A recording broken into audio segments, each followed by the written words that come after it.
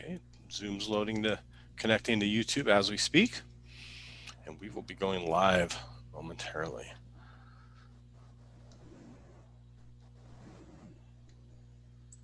Yep, I see it on YouTube.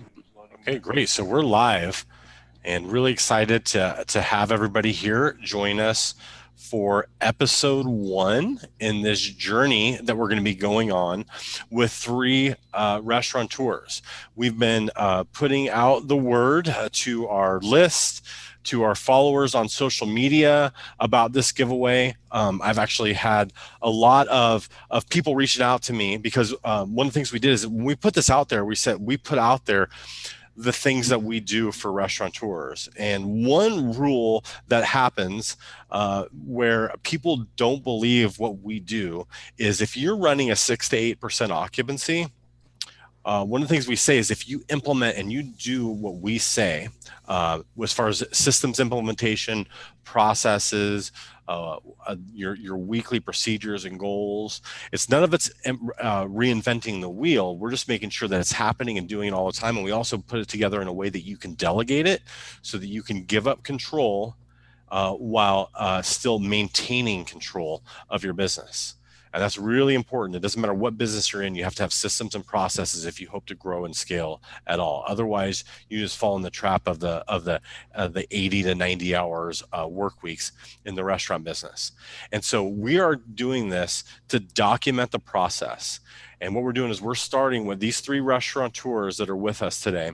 They haven't been in our systems before. They don't know our systems. They don't know what we do. Rodrigo and Mark have kind of dabbled a lot, just like in the past week, with looking at our 30-day challenge. Steve thought I was a scam when I called him, which I totally get, because it's like it's too. You mean you want to give me your services and you want to give me a check? What are you getting out of it? Well, what we're getting out of it is we're going to show what we do for restaurants. Right. And so we're going to do it the way that a normal member would start up for us, because yes, we do have a higher end, high dollar consulting. But what I want to do is show how we do it for the general restaurateur that is not going to be paying, $60,000 to $100,000 in a year for us to come in their restaurant and do for you. So we're going to show it at our normal membership level, which is the $399, and then we're giving away in this the full $999 a month, which is that we take over their bookkeeping, get all their sales tax filed for them, that we're giving them the systems and processes and coaches. We're going to do weekly episodes and put them out for the first 100 days so that the people that are out there watching, they can see that we can back up the promises that we make for a restaurant. And so I think it takes some guts on our part to put ourselves out there.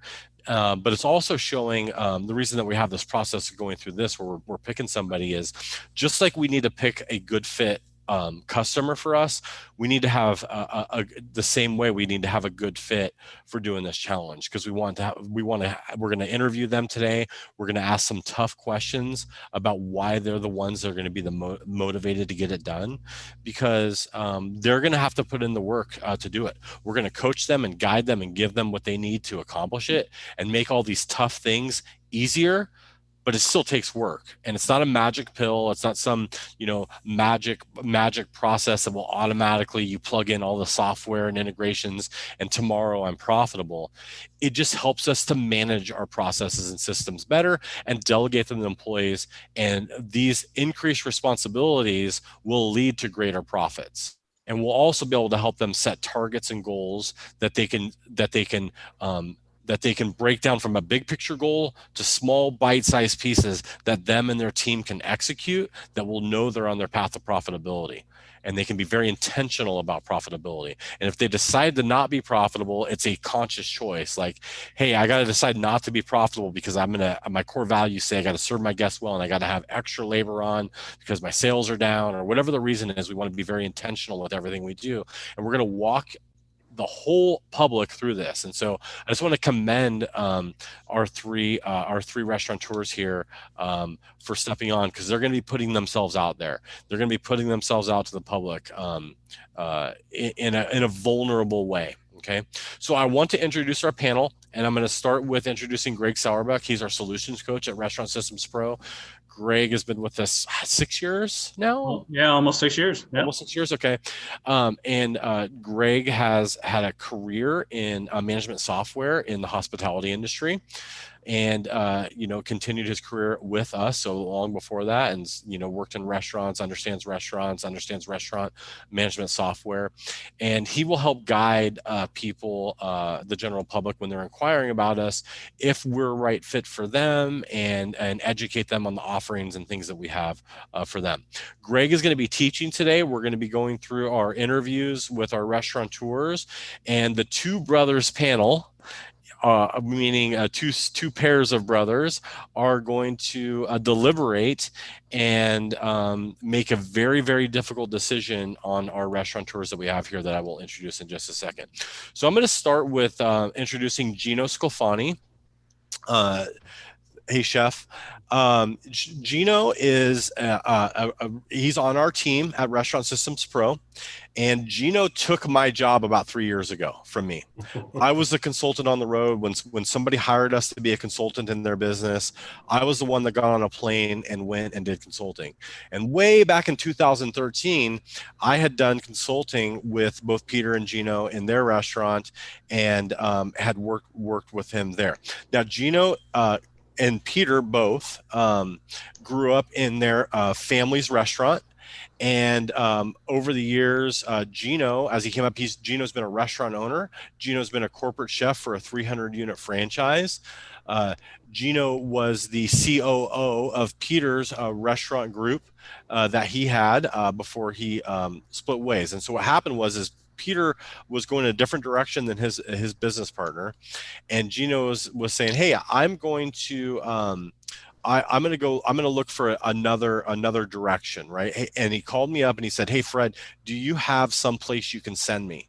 Do you have a place that I can go?" And for me, I was like, I don't want to send you anywhere else. I want you to come work for me, because here's a guy that is an expert in our systems, that has worked in chains, worked in fine dining, worked in scratch kitchen, been a restaurant owner, had to make a payroll, done catering. I mean, like, you name it. There's not very many people out there that I can go and grab and say, "Hey, you can fill in my role as a chef, and take over and go on the ground and fight the pushback and have that leadership and knowledge too."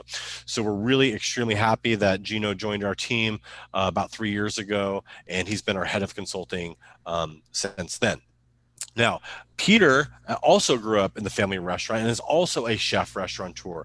And Peter runs a Down South Hospitality Restaurant Group. And Peter, unmute yourself. How many restaurants are in your group now? I have 5 right now. 5 restaurants, right? And so Peter, Gino thought Peter was crazy years ago. Peter came to one of our conferences, 2013 or so, and was just kind of like, "Hey, I'll try it out. I'm always willing to learn something." Is that right, Peter? That's kind of, like, what do I have to lose, right? So I'm one of these restaurant guys who signs up for all the newsletters and always trying to figure out what the missing secret is. And we were successful, and I was really skeptical, because I'm like, why the hell, how are these guys going to tell me how to run a restaurant when I've been doing it my whole life? If they were so good, where's their restaurant? And that's really what I was thinking. And I went to one of their seminars, and once I got there, I'm like, wait a second, these guys aren't like consultants. They're like real restaurant guys. They really understand what we're going through. And when they were given examples of the things they could help us fix, it was like, that's what we talked about last week. Like, how did they know? Were they listening to my conversation? How did they know that was really my problem? And they had said, "Oh, Peter, it's your volumes. You should get your prime cost down to 55. You should have a 55 prime." Well, I'm this old school guy, and we had always tried to get a 65 prime. And I'm just like, there ain't no way you're going to do that for me. And when I joined the system, we actually hired Fred to come in, because I wanted speed. I wanted to get it done right away. And it absolutely worked for us.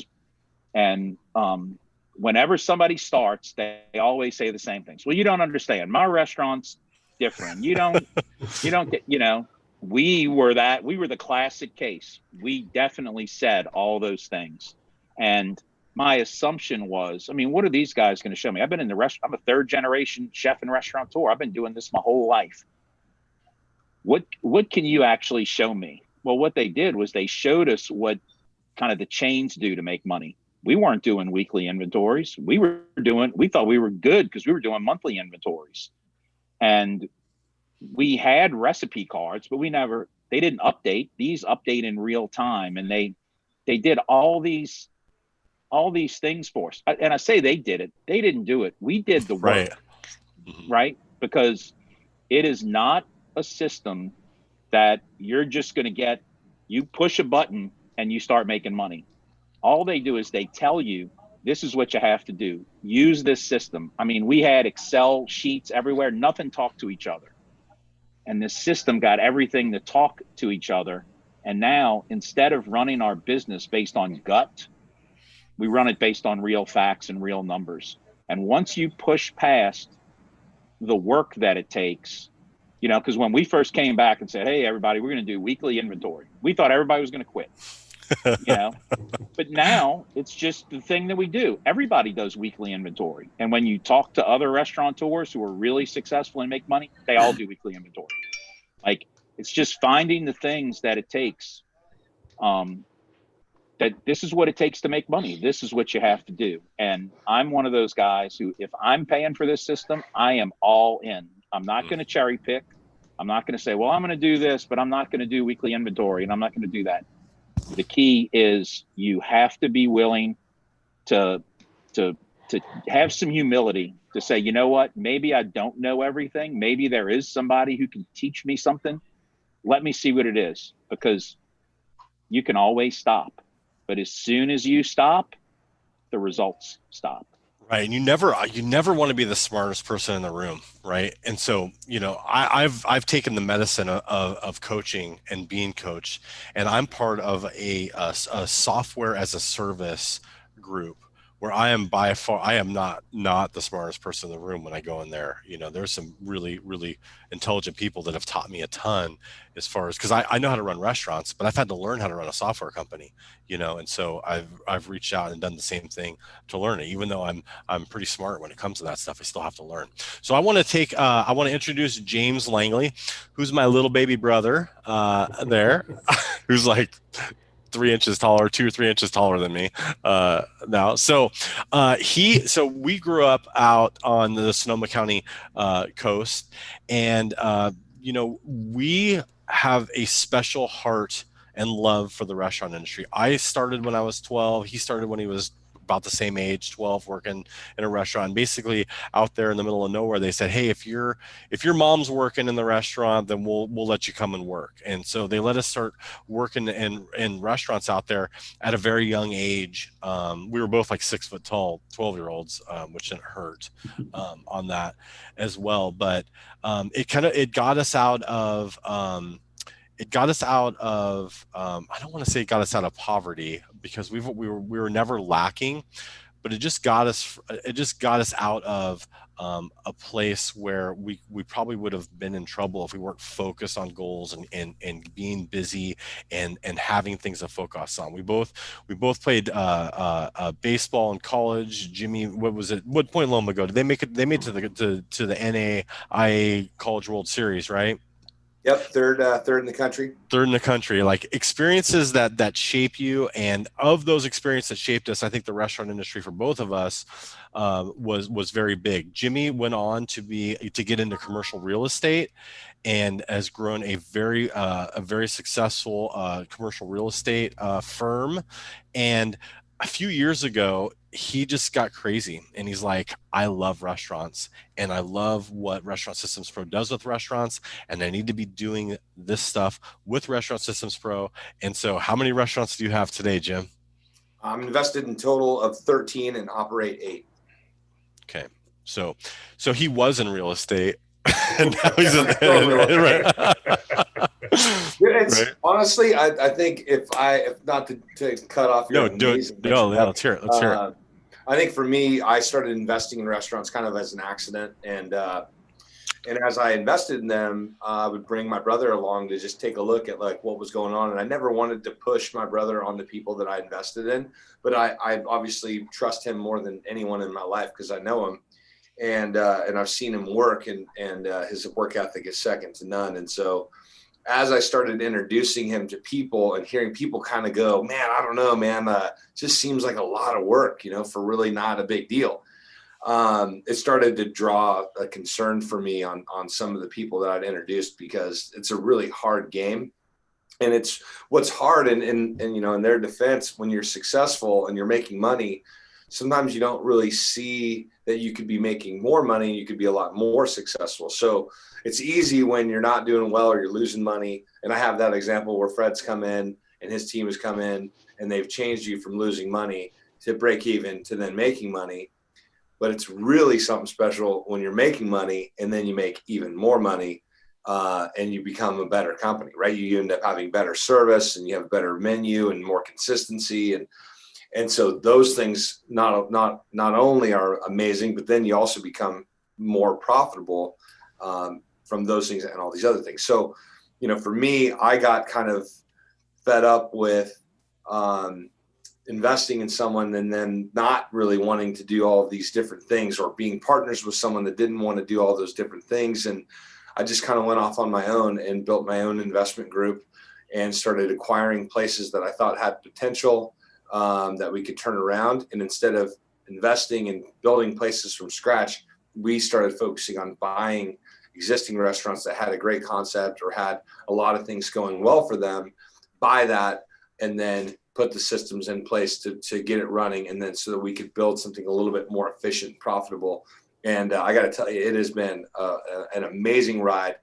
And I love ups and downs, right? Not all crazy. rainbows, No, it's not all rainbows and sunshine.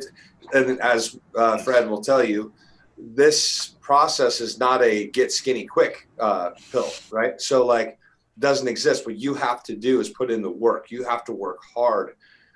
If you want to be in shape, you have to work at being in shape. If you want to run a great restaurant, you have to work at running a great restaurant. So, I'm very fortunate to have Fred and his team on my side, coaching my team.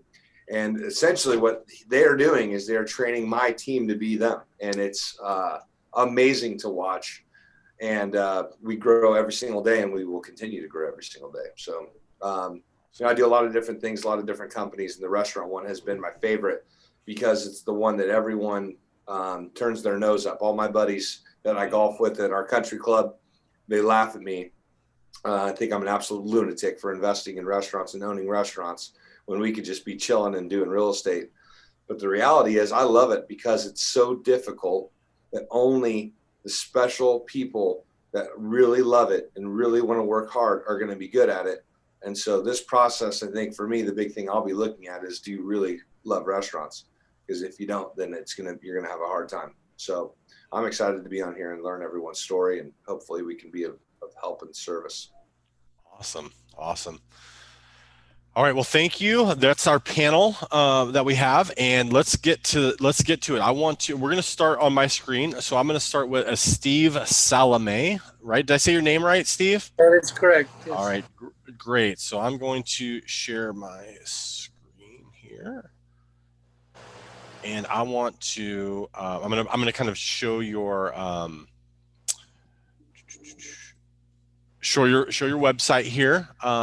So Steve, one of the things that caught our eye in looking over your stuff. So Steve is from Chicago, right? Right. And your restaurant is Porton Park Bistro and Bar, right? That's correct. Okay, great. And how many years in business? In this location, a year and maybe 2 months. Okay. But right. I just closed the place downtown, 30 years. And so you just moved the location, right? We renamed, of course. It was a different. Okay. Yeah, we rebranded. Okay, great. So, one of the things that caught our eye is a pre-COVID, he was probably at $1 million in sales a year, and it's looking like post-COVID that's dropped significantly, maybe to 500,000 or so in there, basically like in the 80,000 beforehand, and then in the 40 something thousand a month in sales.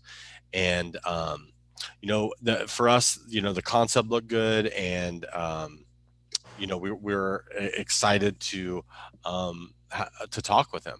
Right. So your food looks amazing. I think your site looks good. There's a couple things that we notice about it, but otherwise, we're excited to get to know you better in this whole process. Is there anything you can do? Can you introduce yourself for us? Things that I'm missing and things that I don't know, that you can tell us about yourself a little bit. Sure. I mean, I've been in the restaurant business probably since I was young, like you. During college, I always worked in a restaurant in some capacity. I've done everything you can think of. Because of college, I would clean banquet halls at night. Because I didn't have the daytime. I had to go to school. So since then, and I go way back. I was in England first for college, and then I moved to the US in 1980. And during all that time, restaurants was my job. I started managing a restaurant downtown, Beef and Brandy, very well-known place, was established in 1967. And very quickly became a manager in the restaurant. And in 2005, opportunity presented itself. The old Greek owners decided to leave, and I bought it with a partner. 10,000 square feet downtown in La Loupe. Wow. It's not a small feat. I mean, it was a restaurant on the main floor, well established, and then I finished the basement and I called it the bar below. It also became a well-known place. I mean, that's where you hang out.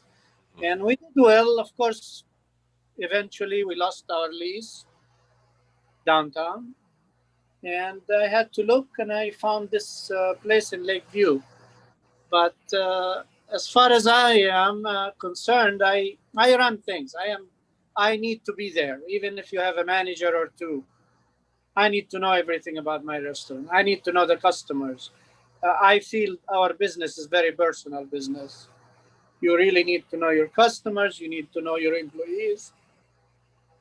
I mean, I make it a practice to go work with the dishwasher sometimes, or go work with the bus table or two, bartend. I mean, I've done it all. So I like to work with them and see what they're doing right, what they're doing wrong, what they can teach me, what I can teach them. And to be a good coach and leader to them. Yeah.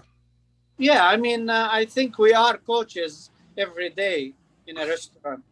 You look at the chef doing something, and sometimes you say, well, what if you do it this way, But if you present it this way, what you guys do, I mean, you keep track of your sales. An item is not selling, you kind of either gotta go, or you gotta up your game, maybe make it better. Inventories, we've done everything, but I agree with the gentleman before me. We can't connect all the things together. You have your inventory, you get your point of sale, you get the social media, you get your menu, but everything is a different spreadsheet. And you gotta kind of open 10 different programs on your computer just to figure out and, try to catch up. Yep. And that is what got my attention with you guys is you seem to have one thing that covers everything, and that's very interesting to me, because trust me, I've tried a lot of things. There's a lot of people that's why I was you're like, really? Yeah, everybody make promises that we're gonna streamline everything for you, and it doesn't happen. So yes, I mean, as far as experience we have, as far as been there, done that, yes, we did. Is there room for getting better? Of course there is, especially with the status quo. We're dealing with unprecedented thing. This COVID is not something we ever dealt with before. Never.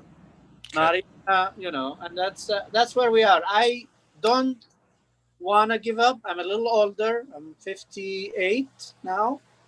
But I still have kids in college. So I still got to work another maybe 10 Mhm. years. In the Yeah, we meantime, have to make. I am not the guy who gives up. I uh, I want to fight through this, and I think based on the things I've seen in the neighborhood as far as the business, I think this could be done, and we can survive this and actually do some really good work. Yep, there's lots of different scenarios out there. I think Greg was talking about that earlier too. So thank you so much for helping us get to know you. Next up is Mark Rogers. Mark Rogers, Mixed Up Burgers. What town is it again in Texas? It's Grand Prairie, Texas. It's right between Dallas and Fort Worth, mid cities. Great. And how long have you been in business, Mark? I've owned this for a year and a half. So the restaurant's been in business for about 10 years. Great. So great. It's been around a while, but And let us know about your concept. what we do is we mix all our ingredients into the burger. So they're not, when people come in and they order mushrooms, onions, it's all mixed in. It's not put on top. Mm-hmm. So, and then we have burgers that are already designed so they don't have to, but everything is mixed inside unless they request it on top. Yeah. And that's what you can see on the videos, how it's mixed in. Mm-hmm. So it's kind of unique and people love it. So that's why we do it. So you're a newbie to the industry though. So you're, a year and a half in, right? Is that, I'm a newbie. I'm from the fountain drink business. I've been doing that for 17, 18 years. So I was really involved with restaurants. I was in restaurants all day. And so many of my customers I helped as out a vendor, though. Yeah. As a vendor. Yeah. But as also a friend and working with people. Okay. Yeah.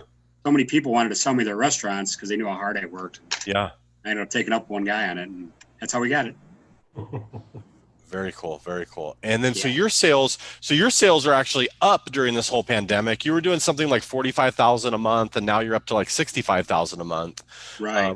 And so, But tell me how do you think that's happened? Has it been by chance, just because of what's happened, that people were looking for more takeout style? How do you think that happened for you? more takeout really helped. It hurt us in a way because of the percentages we got to pay everybody. Uber Eats and all of those, but it helped us as far as people discovering us because we're kind of off the main road a little bit. We're behind a pawn shop and a gas station, so people don't know about us. But we're finding a lot more people are finding us, and we're getting a lot more regulars that are coming back. So it's been really nice. That part of it. So people are discovering Mixed Up Burgers where they didn't know who we were. So it's been pretty cool. It's really nice meeting a lot of new people. That's great.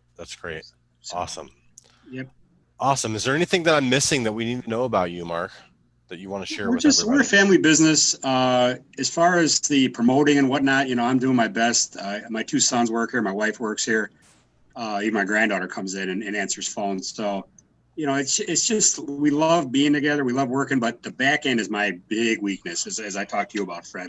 I mean, I could increase my sales. I could go up another 100%. And I'll still be not making the money because of my back end inexperience. Mm-hmm. That part of it, I'm not good And you have experienced that, right? Like you had this increase in sales of about 20,000 a month, and we're still trying to find that profitability. Yeah, that's what I was like, man, I should be making some good money now. We're just working harder. Yeah. Yeah, working a lot more hours. So yeah. it's I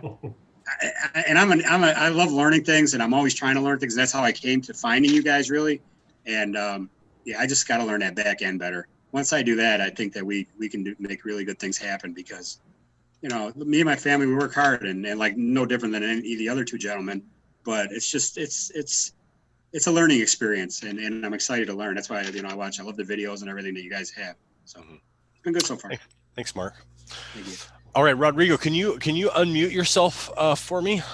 Yes. All right. So Rodrigo Quintanilla, is that how we say your name? Did I get that right? Yes, perfect. Okay, awesome. Brooklyn Cafe in Woodlands, Texas. Is that right?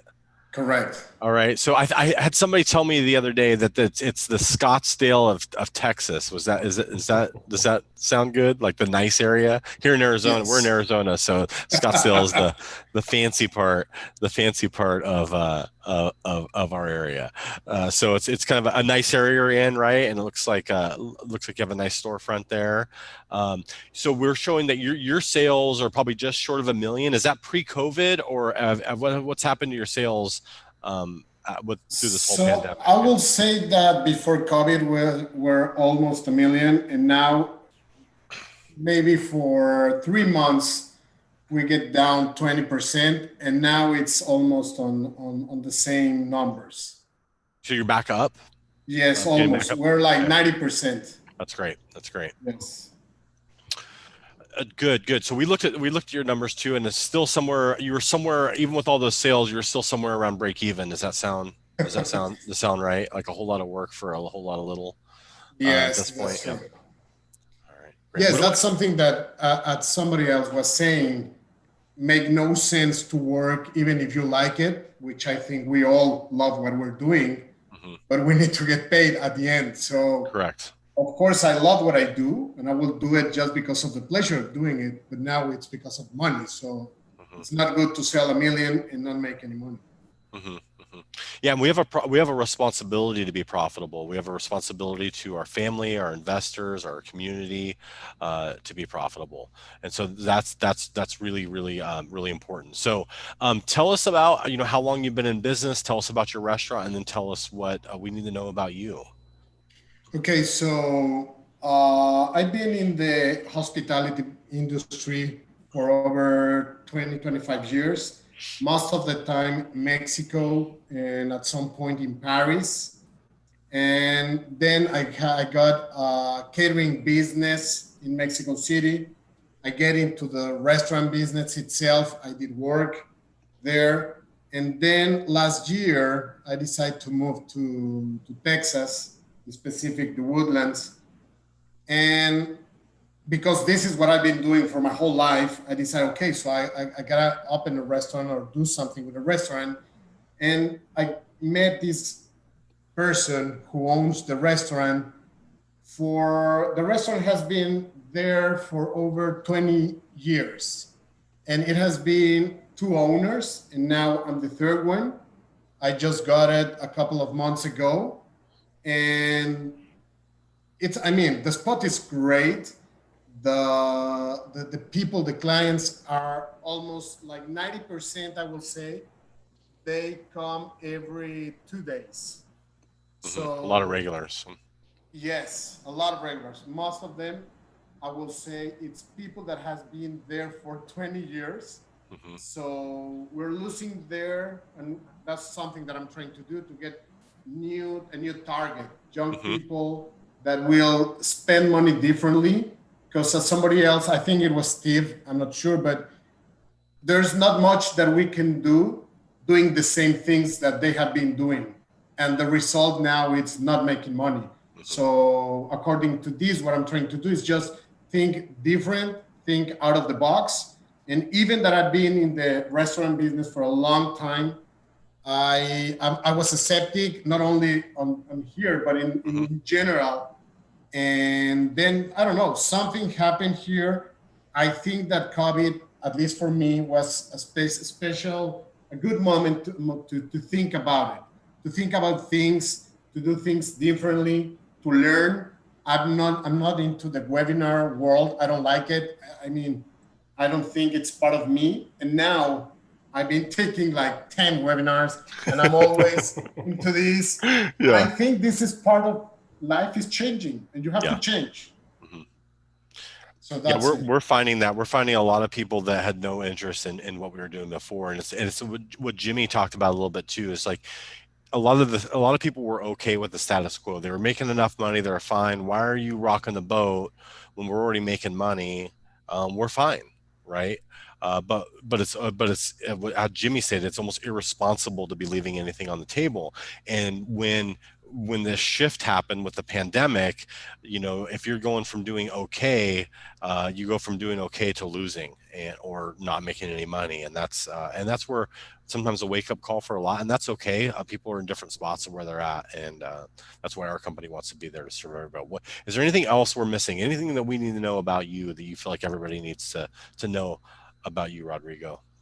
No, I think that's pretty much what I just told. Thank you. Yeah. And one thing you've got to say when you touch on that is that when you do this stuff, it actually doesn't create, it's not that it's creating more work. it actually, to me, is organizing the chaos in a way.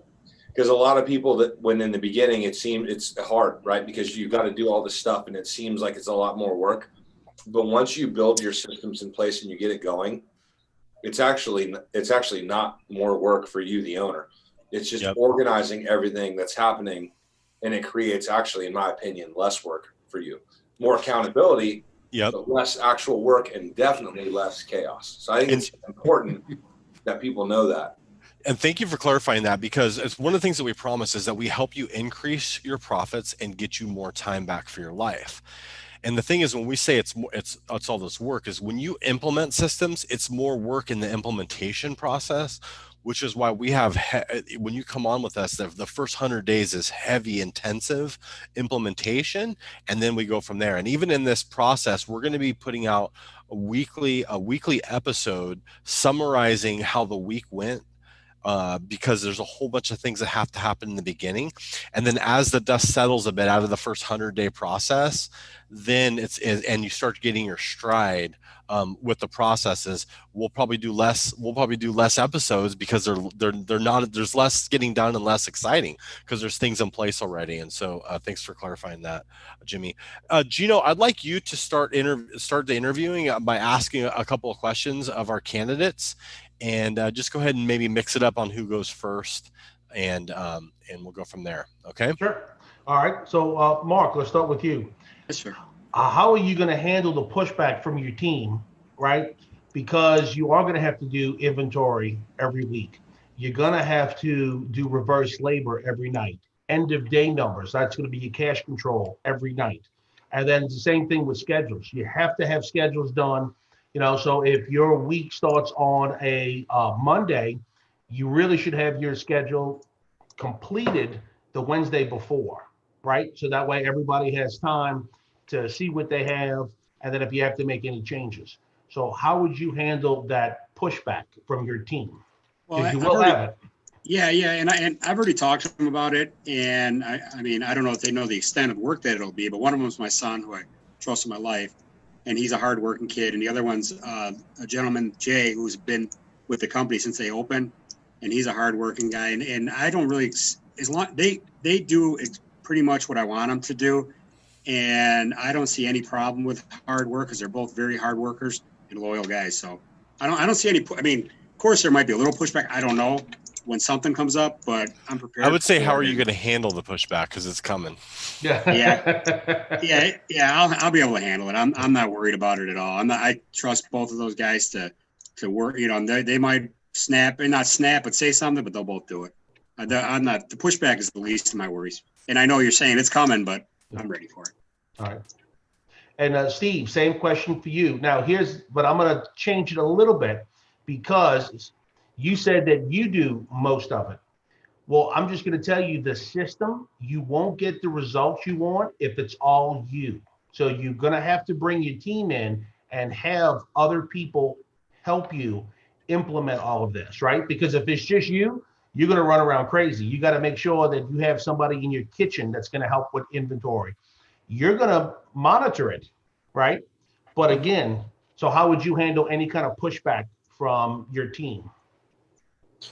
Well, like the gentleman before me, I mean, my team is me, my wife, there's a chef and a couple of cooks.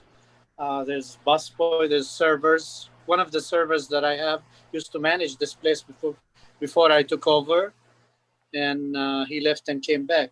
The thing about it is, they find out that what I do, the way I do it, is I provide sheets of paper for them. Spreadsheet. I don't ask him to do it in the computer. I give him a sheet of paper. He gives it to me. I enter it. Lately, we do the ordering online, for example, Grego, Cisco, etc. And I'm teaching those guys how to use technology so they don't have to do it, like call on the phone and put the order in. I have about 3-4 computers in the office. And I'm teaching actually some of those guys who probably don't know anything about computers how to, I keep it open, the program. They actually know how to enter stuff into the system. They like it. It's fun. once you get into it, and this is how I draw it to them. Listen, this is going to make your life easier. Come and try it. And sure enough, he sees that. I think I am confident. My wife was a travel agent until now, so she's very computer literal. She helped me with bookkeeping and so on. But I don't think there will be a problem because I make it fun for those guys.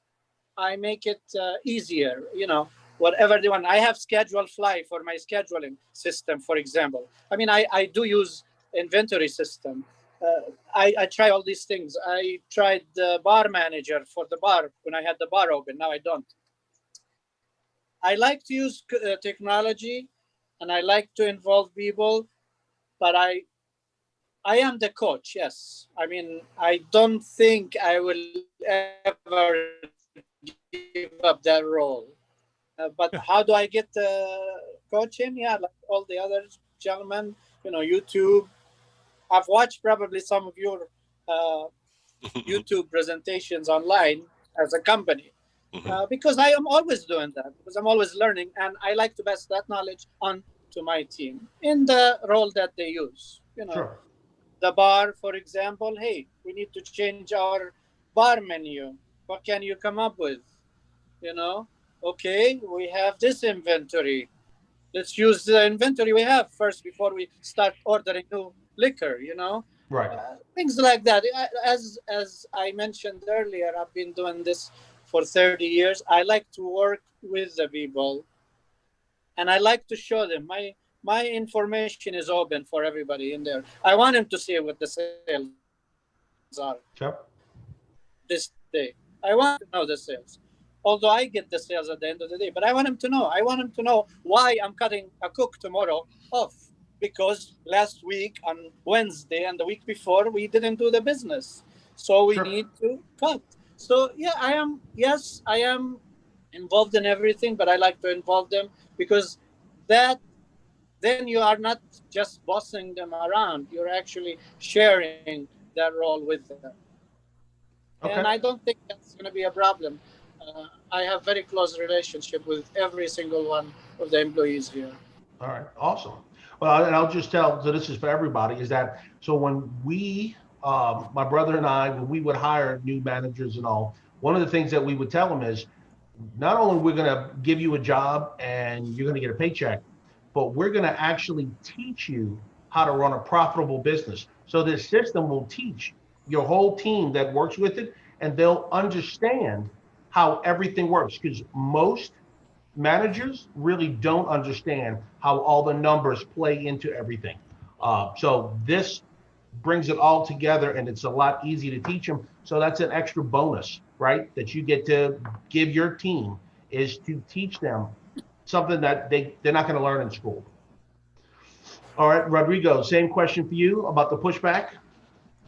So in my case, I would say it's a little bit different, because now what I'm trying to do and what I'm always doing with my staff is I call myself a toolman. And what I'm trying to let them know is I'm going to teach them or provide information that we need to do to use. And then, as somebody else was saying at the beginning, we will do to put everything together, decide which way are we going. So for me, I have completely clear that I want to have another restaurant in 6 months, by next April, okay? So if I get involved into the restaurant, which I have to do it, I want to live for it, but I cannot be there 24 hours and doing everything myself. The only way that I know that I can grow and make something bigger is teaching and letting the people get better jobs inside the company.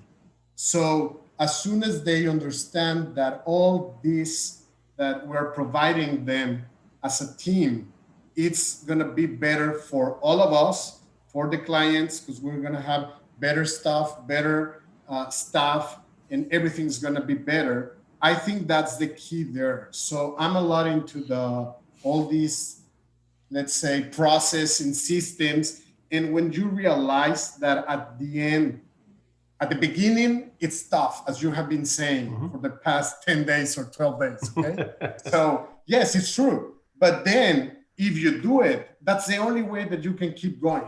If not, you're going to stay there for the rest of your life. Sure. And I will just say this. So a lot of times when people hear a company said, hey, we're going to help you get your food costs down, the first thing they think is, we're going to come in and tell you, cut your quality, buy cheaper food.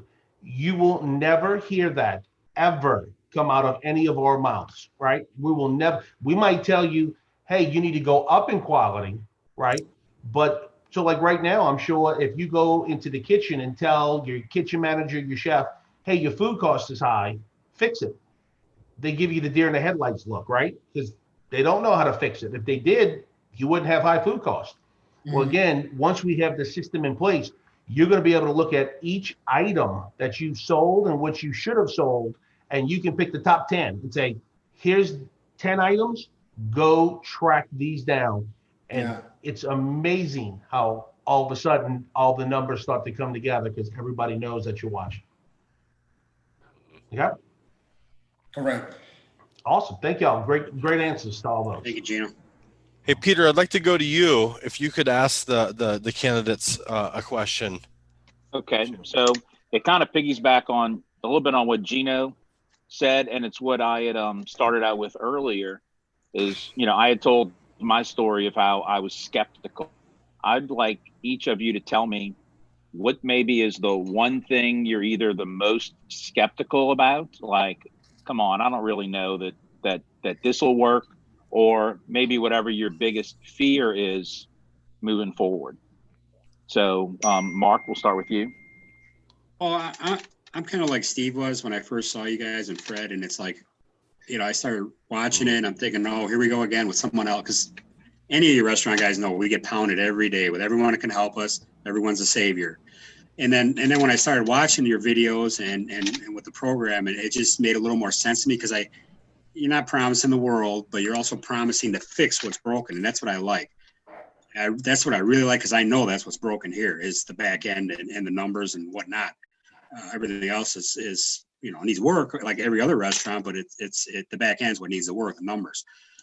Skeptical, it's just getting all the systems in place. I know it's a lot of work, and I just feel that getting them in place, I know it's going to be a project and more than a project and a half, but that's the only thing I'm not skeptical about, but just know that it's going to take a lot of work to get the systems in place, because when I jump into something, I mean, I jump all in and do it 100%, and just to get it ready and to get it and just to have it working. I look forward to being 100 days in when I can have it working and running smoother, definitely smoother. So. Okay, great. So it's work, but I would tell you we're focusing your work in the right spot. Right. Because it's not really adding extra work. We should have recipes. And I'm always surprised to find people don't have written recipes and they're not costed. And, you know, yes, when you have to go back and trust me, I just redid it for all these restaurants.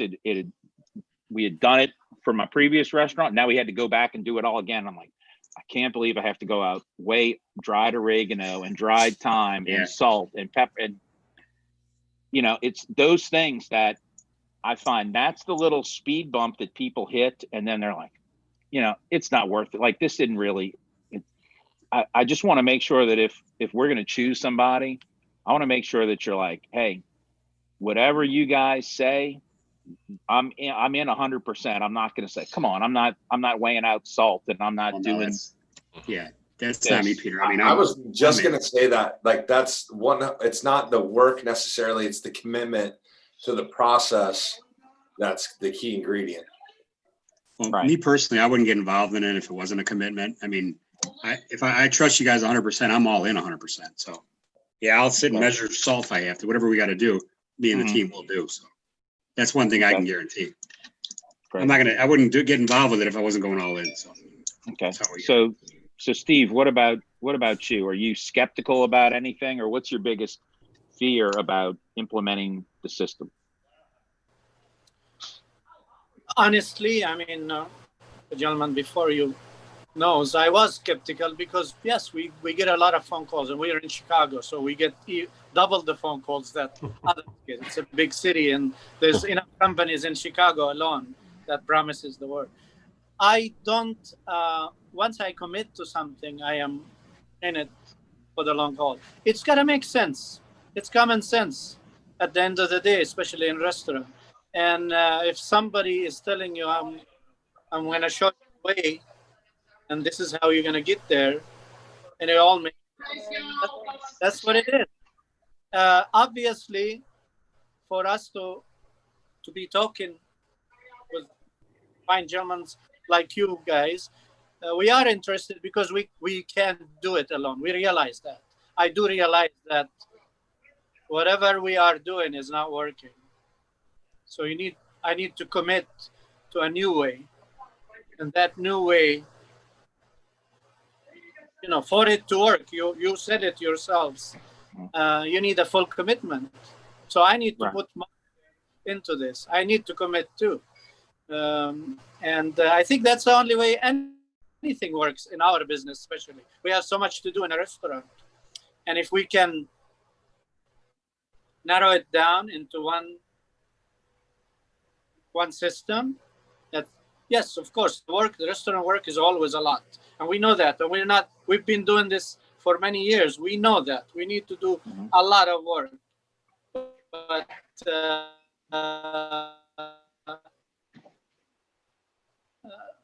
paperwork and we're doing already, but it's not looking at 10 different screens every day and trying to make sense of anything. And so I feel that I need to commit to this if it is to work for me and make things better, make things work smoother, so I can have a life for myself rather than come to work every day and just do the same thing. So just kind of a little follow-up for you. I know you had mentioned you were using Schedulefly. So yes. RSP has a scheduling system. Is that going to be a big deal for you or your team to say, well, hey, we're going to use the RSP scheduling system when everybody already knows Schedulefly, they feel comfortable with Schedulefly? I have a feeling, I think I used another one in the old restaurant. They pretty much work the same way. The system. I mean, I have a schedule system on my point of sale, but it wasn't practical to use. Okay. So it's all about what works better. Yeah. I mean, right. That's just kind of where some of the hard. I mean,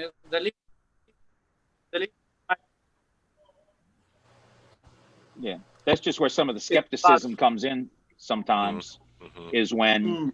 Oh, well, I mean, I don't need to do the scheduling piece because I already got Schedulefly. And that's where I'll find we end up with problems because you need everything to work together. If you piecemeal it, you're not going to get the full effect.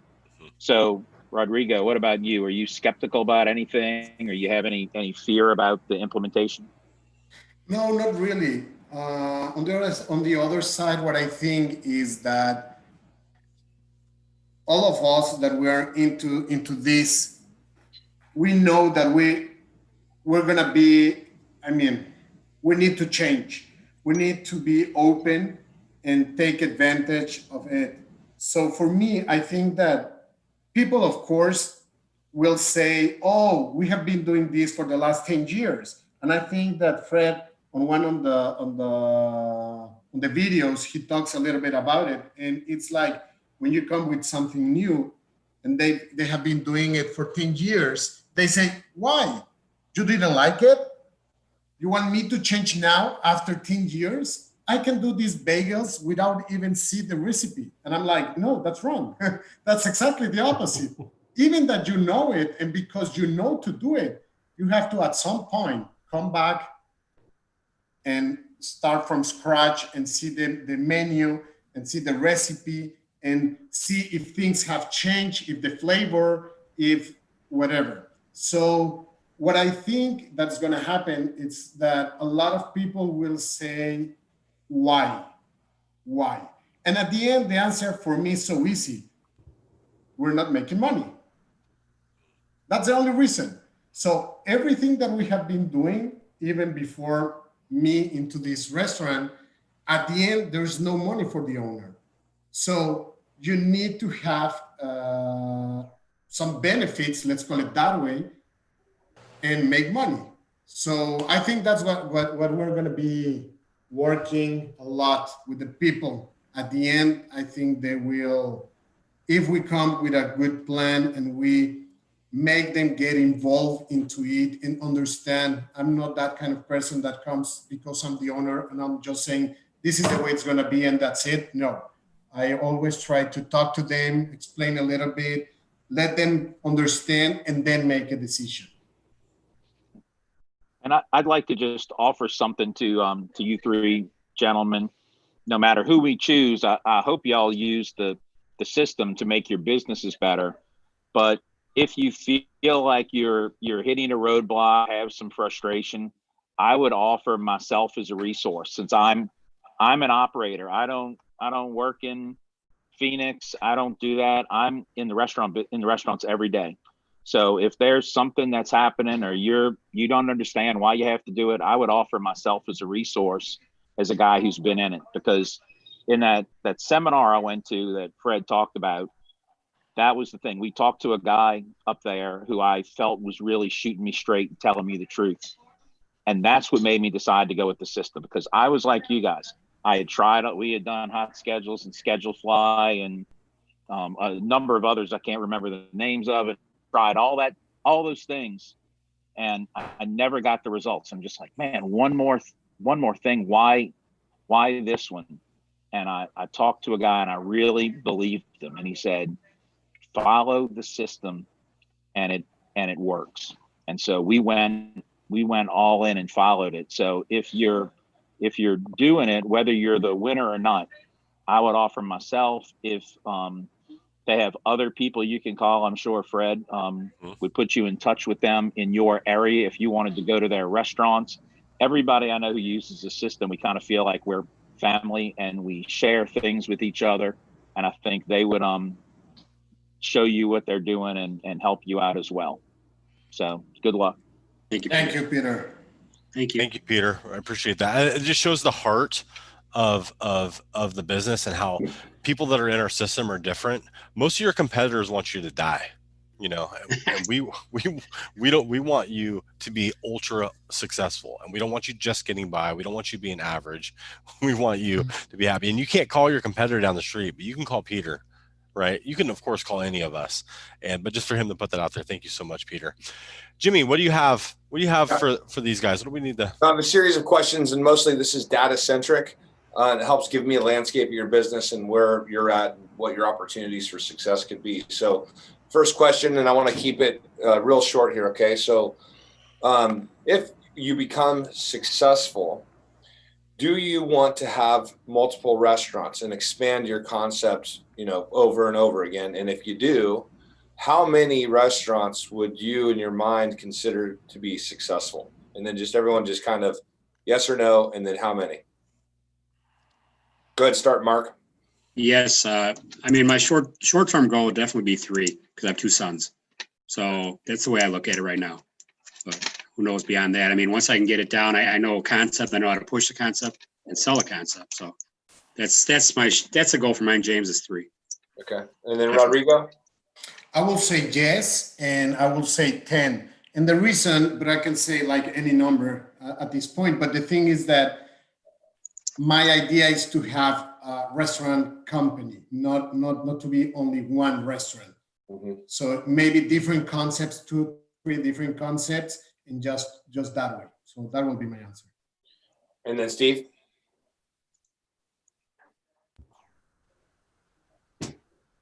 Oh, Steve frozen? Oh. This is it. This is my restaurant. Huh? Okay.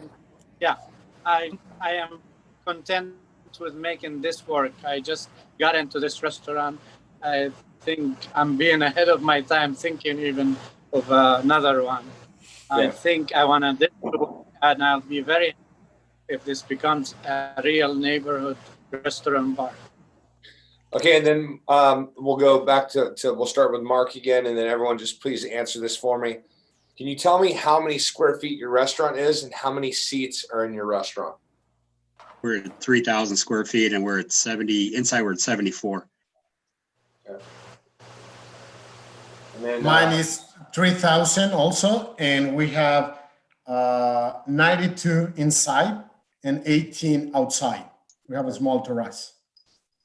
and then Steve? I am 3,900 square feet. I have 96 in the restaurant side. I have 62 in the bar side, and I have 30 on the patio. Okay, now, and then the last piece of my question for data is, do you all know what your annual gross rent plus triple net expense is? Go ahead, Mark. I'm Start. at 4,300 a month, triple Yeah, net. that's So fine. That's fine. Plus triple net or including triple net? including triple net. Okay. Mine including is like 144 yearly. Oh, that's a big nut. And then Steve? Mine was 102, based on taxes and CAM and monthly, but I renegotiated my lease now, and I'm went with $5,000 rent monthly plus 3% of the sales. And actually, he's going to pay the water and the taxes. So I negotiated, I think, a better deal because of the COVID, obviously. Yeah. Because the landlord didn't want. And is that for a year or is that indefinitely? I'm working on make it indefinitely, and I think it will work because we're, but the papers are with the lawyer. I already did it the last 3 months that way. So what my sales every month are, 3% of that plus $5,000. So it's less, obviously. And I don't have to deal with the water, which is a big expense in Chicago. And of course, the taxes, that was $1,000 almost a month. So that's all. Okay. All right. So what's going to happen now? Jimmy, was that good right Yep. there? Did you get what you needed? Okay, great. Exactly. So what's going to happen now is the four of us, the two sets of brothers, we're going to mute ourselves, and Greg is going to present. So Mark and Steve and Rodrigo, you get to hang out for a minute while we deliberate. And it's a really tough choice we have to make. So I just want to, before, as we come out, I just want to thank you for participating and putting yourself out there. I do have this check made out, right? This is the cash portion of what we're giving away. I don't have no name on that yet. And so we're going to mute ourselves, and Greg's going to go ahead and teach for a few minutes while we deliberate. So we're going to go ahead and all right. Okay, very good. All right, well, thanks for everyone for participating in this live event. We're all excited to learn the stories of the people that are our finalists here.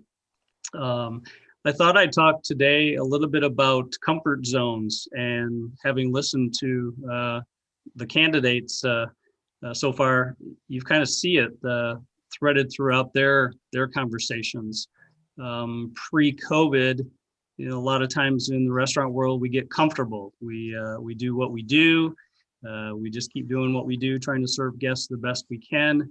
But at the end of the day, if you don't change, you kind of get stagnant, or you even might get even more dangerous than being stagnant and not survive. So a lot of times when we're working with members here, we run into some patterns of behavior. A lot of what we do, even though we have software and we teach people about budgets and inventory controls and scheduling labor in different ways, a lot of what we deal with and the challenges are skepticism and behavior change and things like that.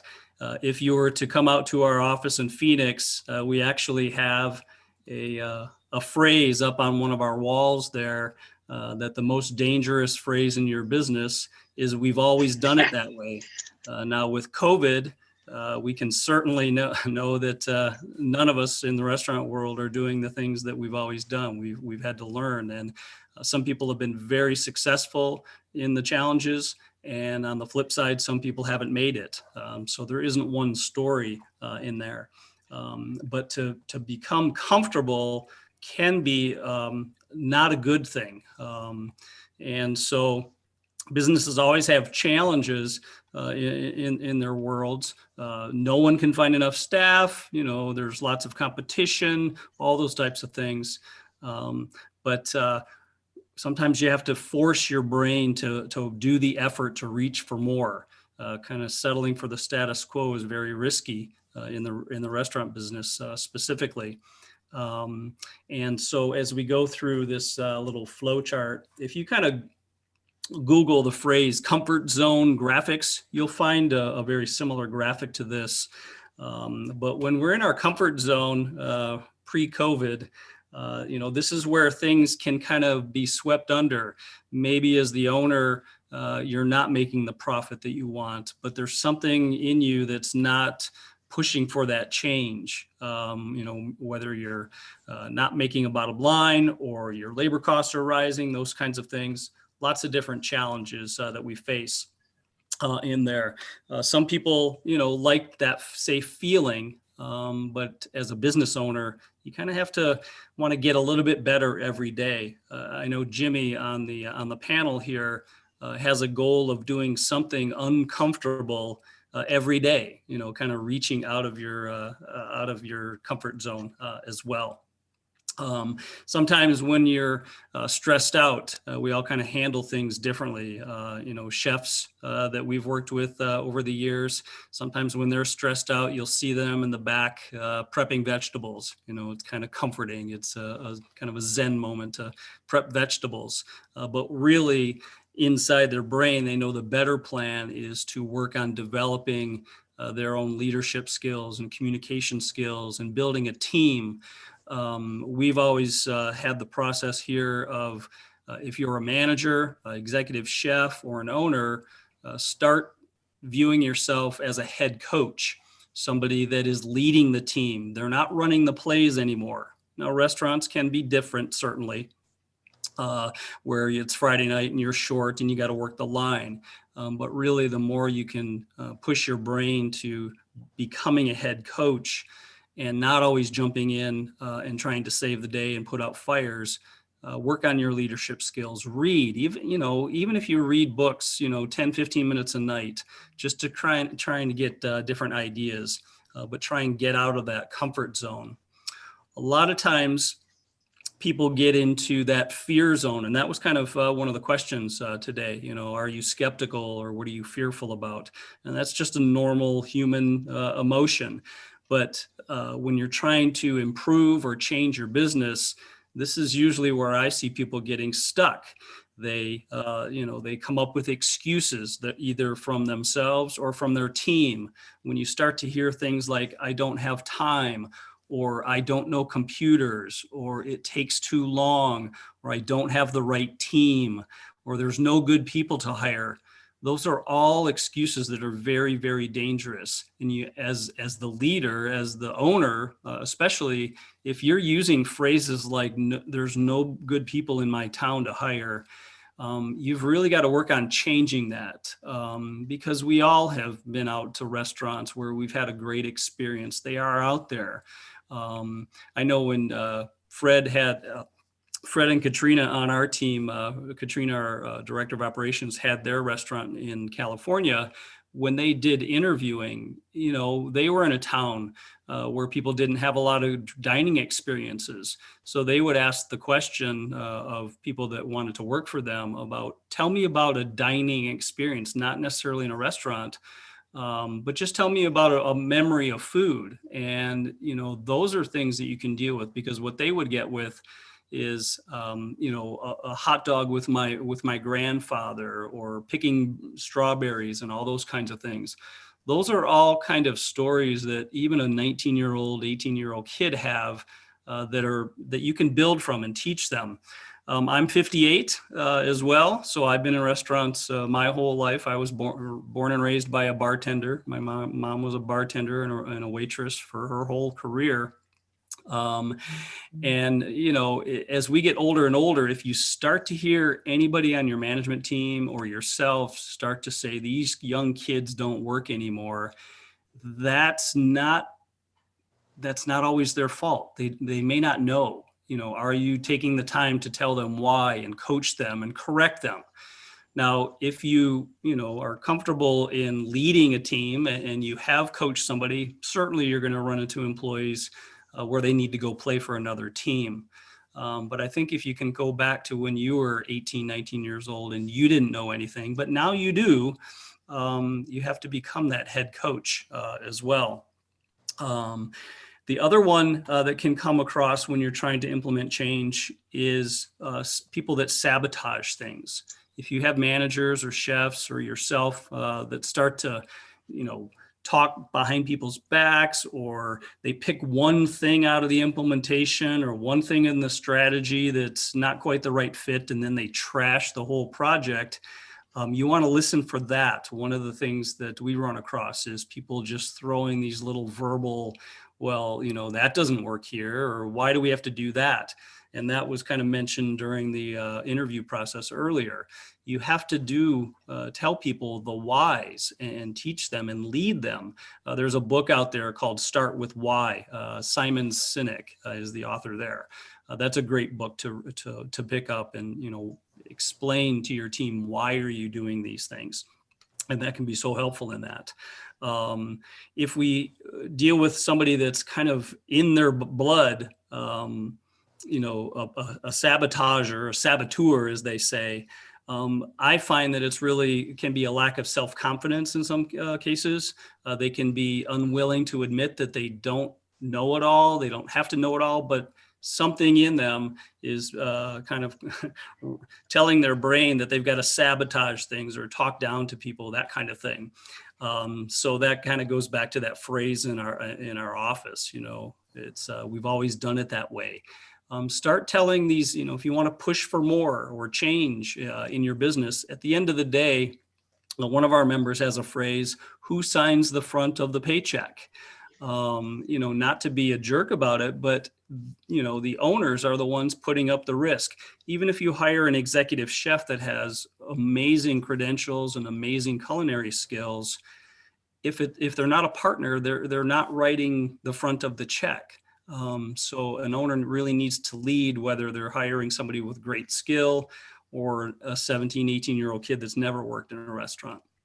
Some of the stories that we hear from our members, we have a member up in Illinois, Chris, that has some barbecue restaurants, and he's been with us for about 5 years, probably 5 or 6 years. And he struggled with a really toxic manager, but he kind of put himself in the trap of, well, I don't have anybody else to replace him right now. And he held on to that manager, and it was just destroying the whole culture of this one location. And when he finally got the courage to make the decision to let that manager go, he called me up, and it was like just a huge weight off of it.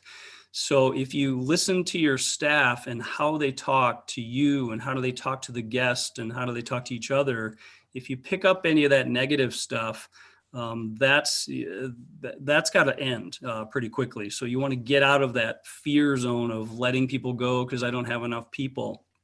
It's just kind of a perpetual downfall from there as well.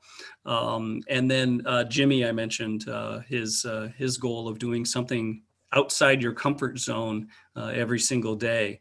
Just push yourself is a great thing to deal with.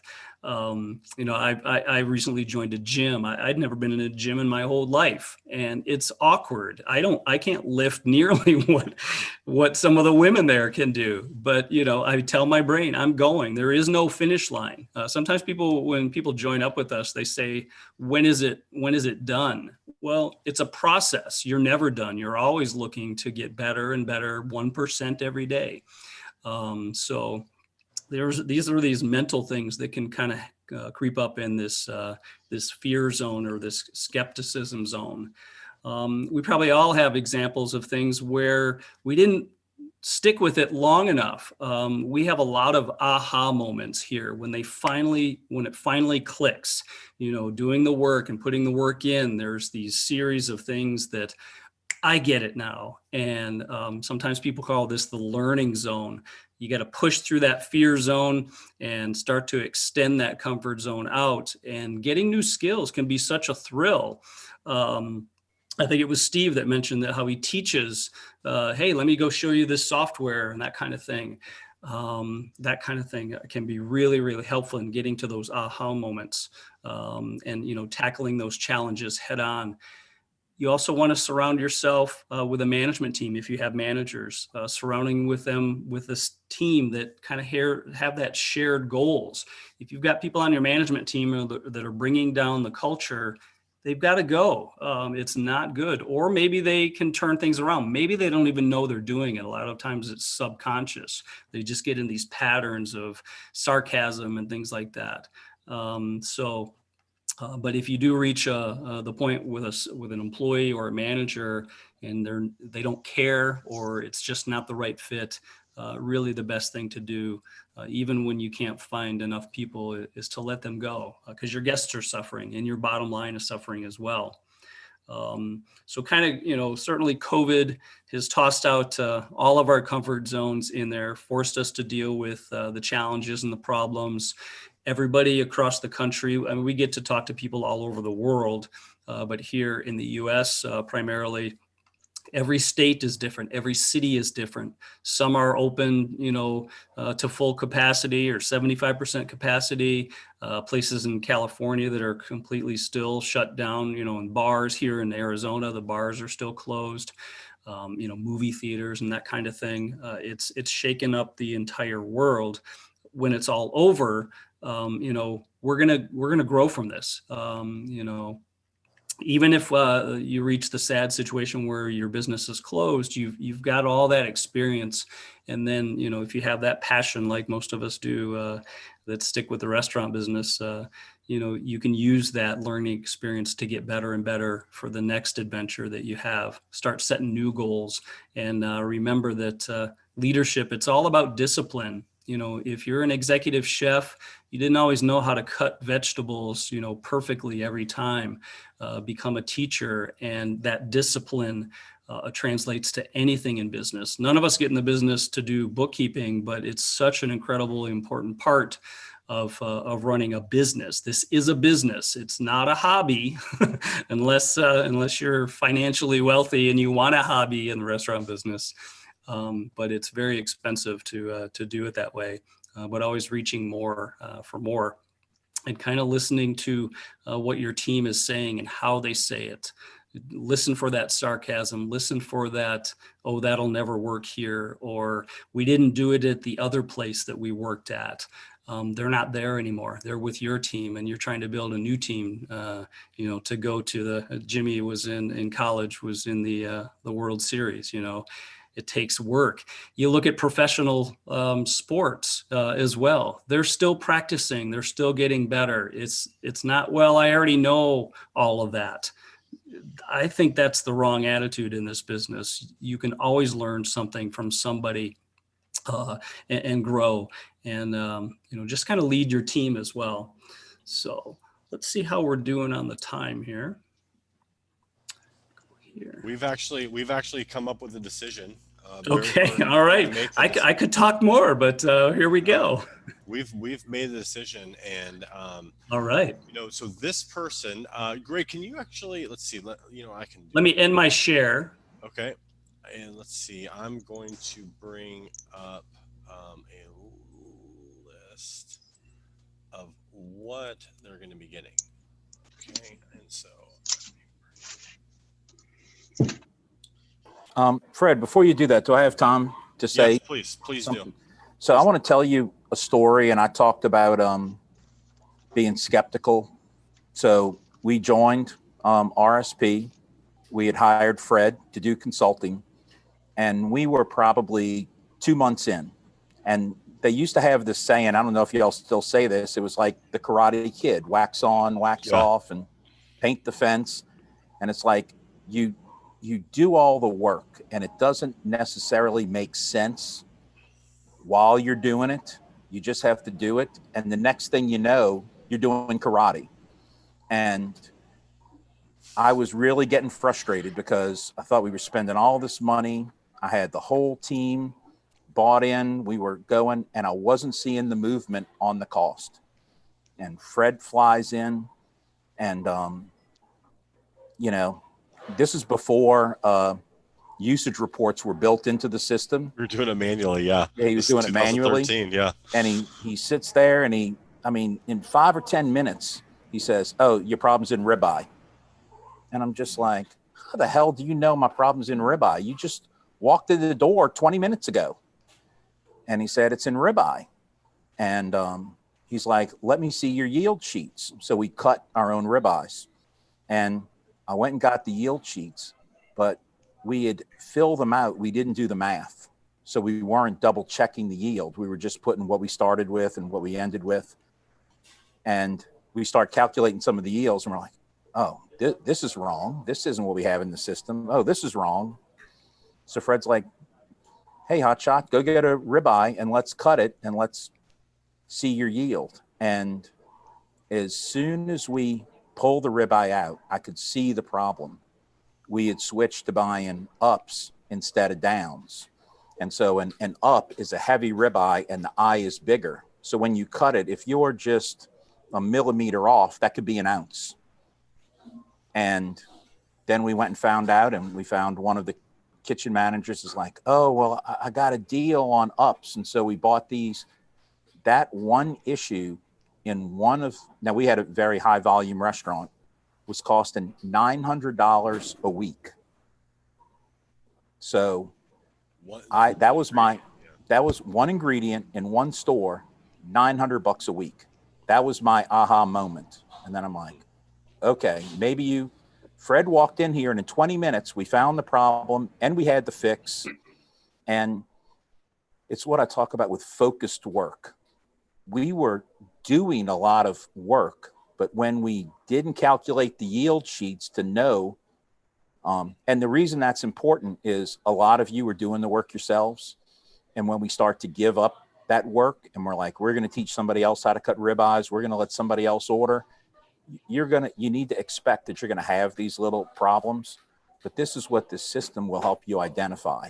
And so then we knew, hey, we got to calculate the yield sheets. This is of all the things we do, this is one of the most important things, because this is thousands and thousands of dollars a year. And that was one of your top items on your descending dollar report. That's how we did it. And we did that without software. Mm-hmm. Mm-hmm. Yeah. And it was, made such a difference. And that was sort of my aha moment. And they can tell you, I didn't want to give this up. I wanted to butcher. And I was one of those guys that wanted to complain. Oh no, you see, this is why I need to cut every steak. And this is why I need to do. Mm-hmm. But they're like, no, we have the systems in place. You just weren't doing them all the way. Mm-hmm. Once we did them all the way, I didn't have to go back to butchering. We got our cost, down. And in my restaurant that, I thought I was a pretty darn good operator, we saved 8 points in cost of goods. Mm-hmm. Dude, I have to piggyback on this. So I invested in a restaurant. The guy that I invested in, I gave him $2.2 million. He was like, this is too much like work. He flies to Bali and emails me on his way out. I went to my manager at the time. I'm like, look, if you have what it takes, you can run this company that I'm going to start today, but you have to go through my brother, and he's your boss, and whatever he says is gospel. And if you can't do that, you're gone. He, from where he was to that day to where he is now 3 years later, is not even the same human being. Yeah. And when Fred flew out, he literally reorganized the kitchen and the way that it was set up, which changed the process. But we went from losing $5,000 a week to around $1,000 a week at the time.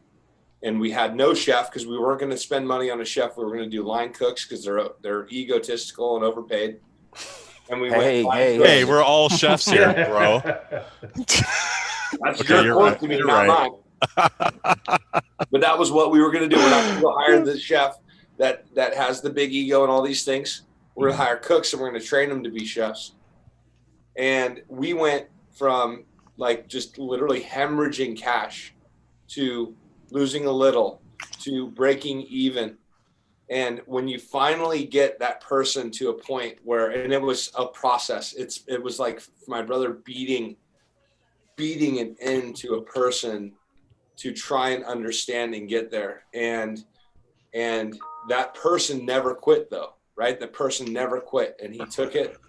And when you look at where he's at today, and it's so amazing that now he sits down in our meeting every Tuesday with 38 managers, chefs, and AGMs for our restaurant group every Tuesday. And we go through everyone's reports and he can finally read a budget and he can finally articulate. He can finally look at a budget and tell them exactly what they did wrong that week before to the entire team.